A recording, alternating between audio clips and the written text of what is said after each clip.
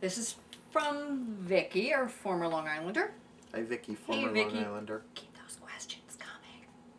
Vicky says, I love your videos. They're very informative and leave me with a positive light on life and things around me. Sometimes, though, these feelings don't stick, and I get back into my rut of thinking about things that I don't want instead of things that I do want. So this kind of relates to a brainwashing question. So this kind of relates to the brainwashing question. Mm-hmm. How do you help yourself get out of a habitual way of thinking?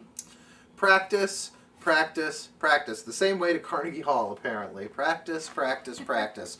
And that understand this is what evolution is all about. It is about finding what we don't want and then focusing on what we want over and over and over and over again. And by the way, the benefit of that is it's not bad to feel bad. When you're focused on something you don't want, that guidance, this doesn't feel good, is guidance. How you get out of the rut is you say, what is the opposite of this? What do I want? And for me, I have boiled it down very simply. What I want is to feel good. What I want is to think thoughts that keep me in alignment with the truth of who I am. What I want is to live an honorable life. What I want is to be clear. What I want is to constantly evolve, to learn, to heal, to grow, to forgive, and to become the very best that I can be. Now, as much as that can be a minute-by-minute process, I think starting your day a very specific devotional way is a good idea. So if you start the day running around, listening to news, rushing, you're starting your day in a rut.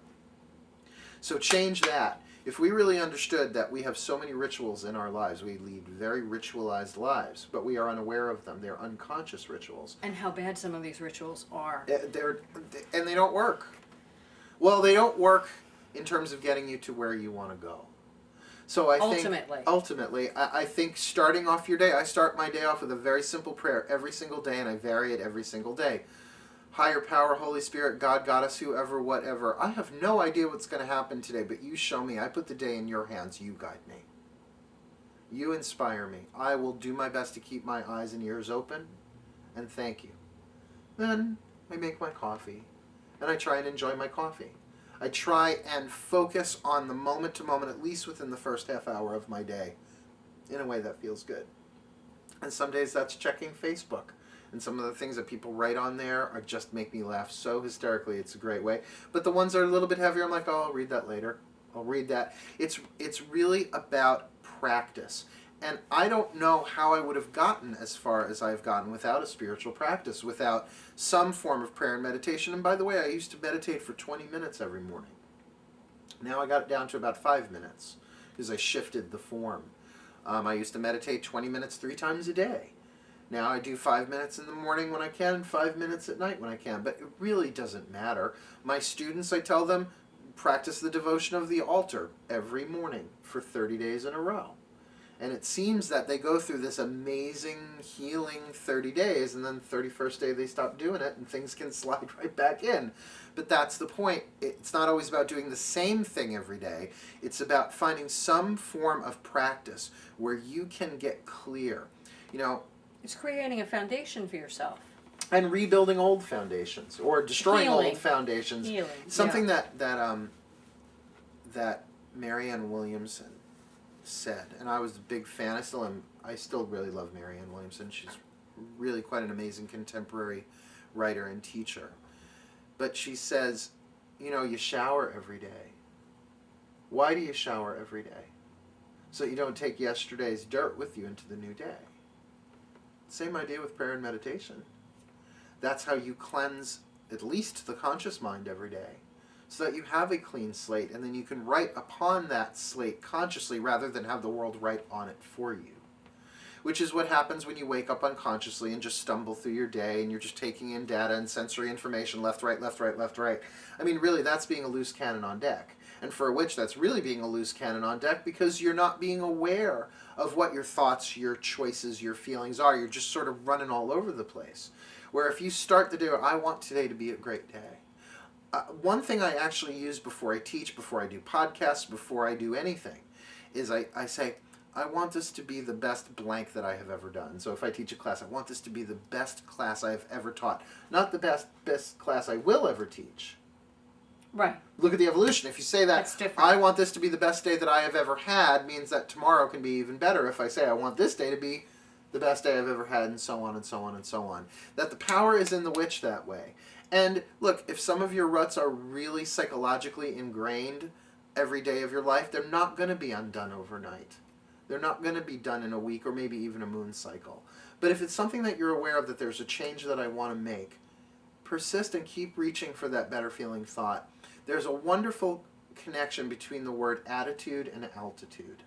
And attitude corresponds or correlates and becomes your altitude. How high you fly determines, in a way, well, certainly the quality of your vibration. In other words, if you start the day with, everyone is doing the best that they can and everyone makes mistakes and my job is just to be of service in some way, to be helpful and to be at peace, and the more at peace that I see, you can actually start it very simply and just build it throughout the day. And the more I am at peace, the more peace I will attract to me. And sure, contrast will pop up and problems will come up, but then I can address those problems through prayer, and I can try and see it from a higher altitude, from a higher point of view.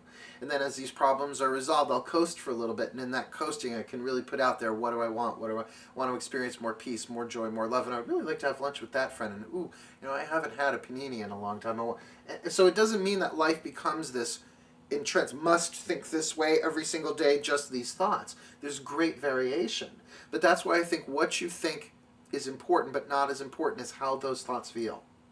That is what really sets up your day. And that can break a rut, because what is a negative rut? Thinking the same thoughts and doing the same things and getting the same emotions that you just repeat over and over and over and over again. Sure, that may not be easy to break out of right away. And by the way, ask for help. You know, that's why we have counselors and therapists and psychological doctors and psychiatrists. There are people who can maybe not give you the mystical, the spiritual part of it, because that's by all means what I do as a minister. A lot of the work I do is, again, helping people adjust, if you like, their attitude. Attitude adjustment never sounded fun to me as a kid. Now I see it as a much more empowering thing where I can, by how I feel, adjust my attitude. Am I heading up the scale or down the scale? Am I paddling upstream or floating downriver? Because there's nothing that I want upstream. I've learned that. There's nothing that I want that I have to struggle and bitch and moan and complain about. I'll never get it, and even if I got it, I won't want it. Rather to say, where's the river taking me today? There's this wonderful truth that we are really not in control on the conscious level. That there are subconscious programs and there's inspiration that comes from the superconscious and the higher aspect of the mind. And which are you tuned into really depends on which voice are you listening to. What are you choosing? What is my choice? Is this an empowering choice or a disempowering choice? And if people really understood how every single second of the day is making that choice, they would be much more aware of making those choices in a way that feels good. Cool? Sounds good. Cool. My pleasure. Vicki, thank you. Bye.